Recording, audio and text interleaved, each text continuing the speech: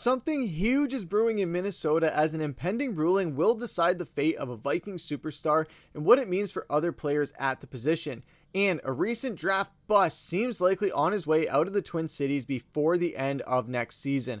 We're going to break down all that in this episode of Vikings Digest. But first, if you're part of the 73% of viewers who aren't yet subscribed and you want to stay up to date on all things Vikings, make sure to hit that subscribe button and the bell icon so you don't miss a single episode when it drops.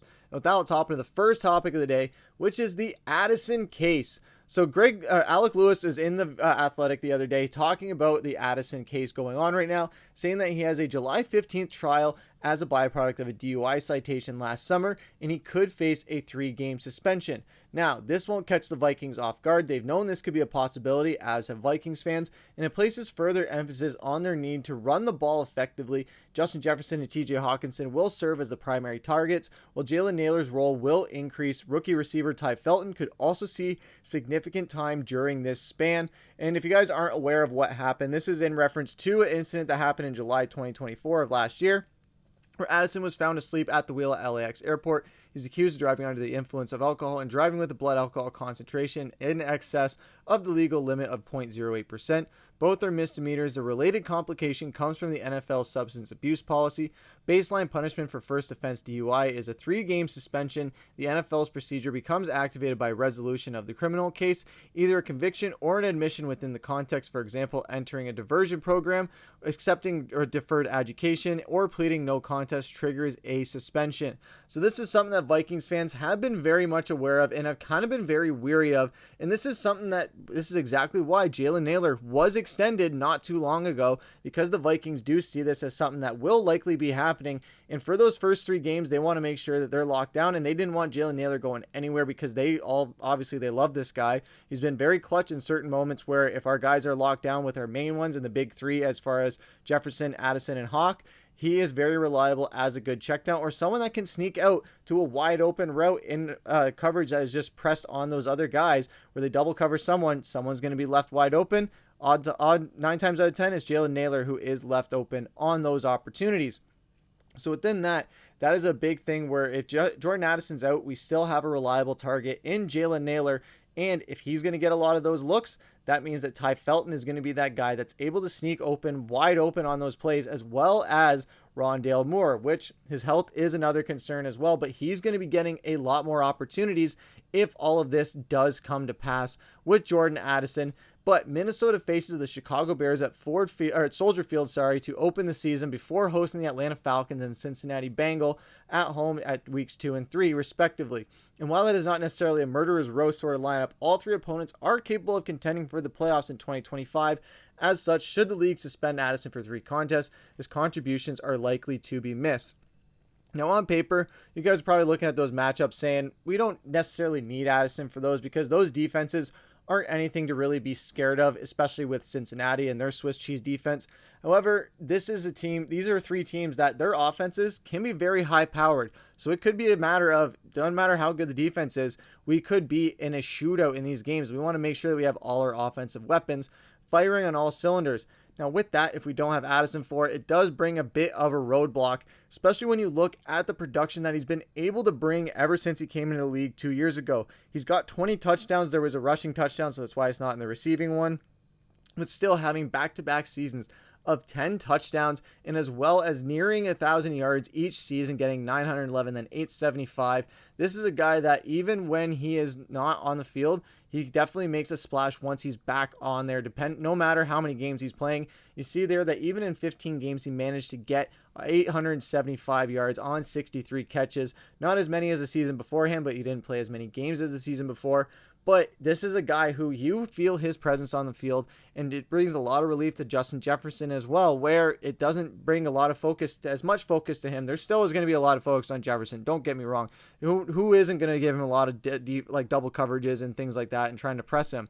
But with Jordan Addison there, now it's a very reliable target for J.J. McCarthy to really shine and just prove the naysayers wrong. However, if they don't do very well without Jordan Addison there, the noise around J.J. McCarthy might get loud, as well as the noise around not having Jordan Addison there. So that is something to watch out for. What do you guys think about all this? Do you guys think Jordan Addison will likely be suspended, or do you think that he is going to get off scot-free with this?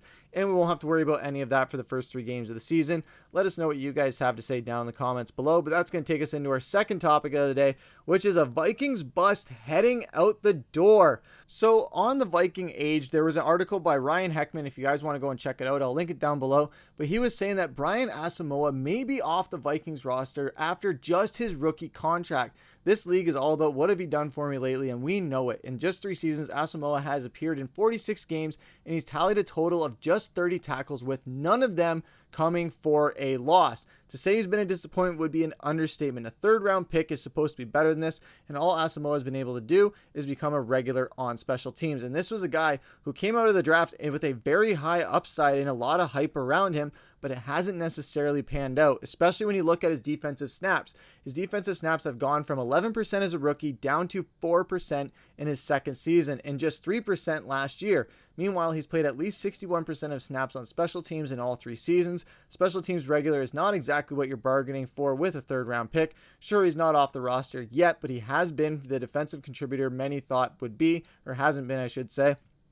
And Minnesota also signed Eric Wilson while drafting Kobe King in the 6th round this year, essentially saying this team is investing more into the inside linebacker position and readying themselves for when Asamoah is eventually gone in 2026, or potentially even sooner with that as well. When you look at the depth chart at linebacker, there's not really a whole lot of room for him there other than special teams. We're already set with our starters, obviously, with Jonathan Grenard, Ivan Pace, Blake Cashman, Andrew Van Ginkel. Those guys aren't going anywhere. Then you have Eric Wilson, Kobe King, and Dallas Turner as well. Bo Richter as well is somebody who is really nice on the outside as well. So within all that, I don't see Asamoah really leapfrogging over Eric Wilson or Kobe King for that second starter position or the backup spot, and he will be relegated to a 3rd-string role for the rest of this season. Now within that, you go to his contract. Yes, he's only bringing a cap hit of 1.74 this season, but after this season, he will be due for a bit more of a payday in that at 1.3. Now, it's not more than what he's getting now.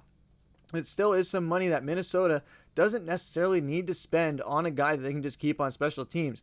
Now, because it's in a contract year, is there a chance that he comes out just guns blazing this year and just balls out? Absolutely. However, like I was saying, with that depth chart, there isn't a lot of space for him to move up. He's not going to leapfrog a guy like Ivan Pace. He's not going to leapfrog a guy like Blake Cashman. Maybe Kobe King, but that's a rookie where Dallas Turner was coming out swinging last season, and he's still in a 2nd-string role. Kobe King, he could have even better of a season, twice as good, 3 times as good as Asamoah has had in his starting spots or in his defensive snap spots, and he still would probably be a 2nd-stringer because of Blake Cashman, who led our team in tackles. And then you have Eric Wilson as well, so there isn't enough room for Asamoah to really move up on this team. And yes, this is a thing where we're probably going to see him either traded before the end of this year, which a lot of teams might not take that on because it's a guy in a contract year. We don't necessarily see a lot of things like that happen unless they're looking for a 1-year rental. But this isn't a guy who necessarily warrants that kind of attention as a 1-year rental sort of deal. So within that, Minnesota is in a spot where the only thing you can really get for him is draft picks or just letting him go. And the only thing you're losing is just not having to pay any money. And that seems like an okay compromise if nothing is able to come of this throughout the regular season next year before the trade deadline, and Minnesota just says, hey, we couldn't pawn him off and get something for him. We just got to cut our losses and just bite the bullet and not have to pay any more money into this. But this is something to really pay attention to as far as what cuts Minnesota will be making, especially once the preseason gets underway. We'll really start to see how this roster is going to get narrowed down. So a lot of people saying that Asamoah could be out of Minnesota by the end of next season. I think it could be a lot sooner unless something happens on special teams in the preseason where he just goes out, forces a fumble, gets a scoop and score or something like that. I don't see him lasting throughout the preseason. But what do you guys think about all this down below? Let us know what you guys think about the Jordan Addison situation, about the Asamoah situation. Let us know what you guys have to say about this Vikings offseason as well. And what players are you most excited for that aren't the big names as far as heading into training camp in the preseason? Is it Dallas Turner? Is it Kobe King? Is it Donovan Jackson? Or obviously there's JJ McCarthy, but he is one of the big names even though we haven't seen much of him. But who is the underrated or unsung kind of guy that you're excited to see heading into this preseason and training camp? Let us know down below. But that's going to do it for this episode of Vikings Digest. I've been your host, Griffen. Take care.